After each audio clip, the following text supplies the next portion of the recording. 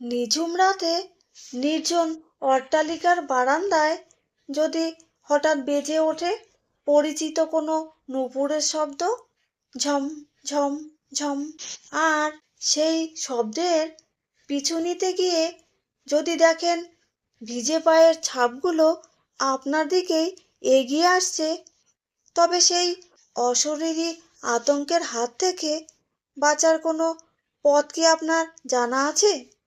সুমনার সেই মরচে ধরা নূপুর আর চৌধুরী বাড়ির অন্ধকার গোপন রহস্যের এই কাহিনী শুনলে আপনার চেতনার সবটুকু ওলটপালট হয়ে যাবে। হ্যালো, স্বপ্নদট সত্যির সাথে আমি অসীমা। স্বপ্নদট সত্যিতে আপনাদের আরও একবার স্বাগত জানাই। আপনারা সবাই কেমন আছেন? আশা করি আপনারা সবাই ভালো আছেন, সুস্থ আছেন। চলুন তবে আর দেরি না করে শুরু করি ৮৩ নম্বর এপিসোডে আজকের গল্প, অশরীরী নূপুর। হ্যাঁ, ঠিকই শুনেছেন, আজকের গল্প অশরীরী নূপুর। মালবিকা দেবী এই বিশাল চৌধুরী জমিদার বাড়িতে বড় বউ হয়ে এসেছেন আজ প্রায় ২ দশক হতে চলল। মস্ত বড় এক অট্টালিকা, যার প্রতিটি দেয়ালের পলেস্তারা খসে পড়া ইটগুলোতে যেন কোনো অভিশপ্ত ইতিহাস চুনকাম দিয়ে চাপা দেওয়া আছে। বিশালাকার খিলানওয়ালা বারান্দা, ধুলোবালি মাখা ঝাড় লণ্ঠন আর সেগুন কাঠের সেই ভারী দরজাগুলো রাতের অন্ধকারে জ্যান্ত কোনো দানবের মতো মনে হয়। ওনার একমাত্র ছেলে পড়াশোনার জন্য কলকাতার বাইরে থাকে, তাই এই রাজপুরীর মতো বাড়িতে এখন মালবিকা দেবী আর ওনার স্বামী অমরেশবাবু ছাড়া আর কেউ নেই। অমরেশবাবু সারাদিন ওনার ব্যবসার কাগজ আর পুরনো নথি নিয়ে একতলার লাইব্রেরি ঘরেই কাটান, আর মালবিকা দেবী সামলান দোতলার এই জনহীন বিশাল সাম্রাজ্য। বাড়ির পুরনো ভৃত্য রামদিনও রাত ১০টা বাজলে একতলার কোণের ঘরে নিজেকে বন্দি করে নেয়। সে বলে, বৌমা, এ বাড়িতে সন্ধ্যের পর ওপরের বারান্দায় না যাওয়াই ভালো। মালবিকা দেবী আগে এসব হাসি মুখে উড়িয়ে দিতেন, কিন্তু ঘটনাটা অন্য মোড় নিল গত মঙ্গলবার এক নিকষ কালো অমাবস্যার রাতে। বাইরে ঝিঝি পোকার একঘেয়ে ডাক আর পুরনো আমলের বড় পেন্ডুলাম ঘড়ি টিকটিক শব্দ ছাড়া চারপাশ ছিল সম্পূর্ণ নিস্তব্ধ। জানালার ভারী পর্দাগুলো রাতের হিমেল হাওয়ায় মাঝে মধ্যে দুলে উঠছিল। অমরেশবাবু তখন একতলায় কাজ শেষ করে ওপরে আসছিলেন না দেখে মালবিকা দেবী নিজেই ওনাকে ডাকতে যাওয়ার কথা ভাবলেন। রাত তখন প্রায় ১:৩০। মালবিকা দেবী শোবার ঘরের দরজা খুলে বাইরের বারান্দায় পা রাখতেই থমকে দাঁড়ালেন। দোতলার দক্ষিণ দিকের সেই পরিত্যক্ত বারান্দা, যেখানে গত ২০ বছর ধরে কেউ প্রদীপ জ্বালাতে পর্যন্ত যায় না, সেখানে কেউ একজন ধীরলয়ে পায়চারি করছে। ঝম ঝম ঝম শব্দটা তীক্ষ্ণ। রূপোর নূপুরের ঘুঙুরগুলো একে অপরের সাথে ধাক্কা খেয়ে এক অদ্ভুত ধাতব সুর তৈরি করছে। মালবিকা দেবীর বুকের ভেতরটা ধক করে উঠল। ওনার স্মৃতিপটে ভেসে উঠল ওনার ছোট যা সুমনার কথা। আজ থেকে ঠিক ২০ বছর আগে এই বাড়িতেই সুমনা এক নিঝুম রাতে রহস্যজনকভাবে আত্মহত্যা করেছিল।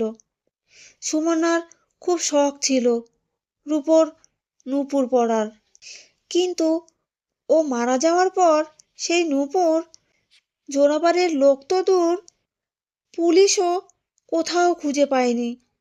মালবিকা দেবী কেন জানি আজ এক অদ্ভুত ঘোরের বশবর্তী হয়ে পড়লেন। তার হাতে থাকা বড় টর্চটা জ্বালিয়ে তিনি সিঁড়ির দিকটা এড়িয়ে সোজা দক্ষিণ দিকের বারান্দার দিকে পা বাড়ালেন। ওনার পায়ের প্রতিটি আওয়াজ যেন অট্টালিকার ফাঁকা ছাদে প্রতিধ্বনিত হচ্ছিল। দক্ষিণ দিকের বারান্দায় পৌঁছাতেই তিনি টর্চের আলো মেঝের ওপর ফেললেন। যা দেখলেন তাতে ওনার চিৎকার করার ক্ষমতাটুকুও যেন লোপ পেল। ধুলোমাখা মেঝেতে স্পষ্ট একজোড়া ভিজে পায়ের ছাপ, কিন্তু ছাপগুলো দেখে ওনার রক্ত হিম হয়ে গেল।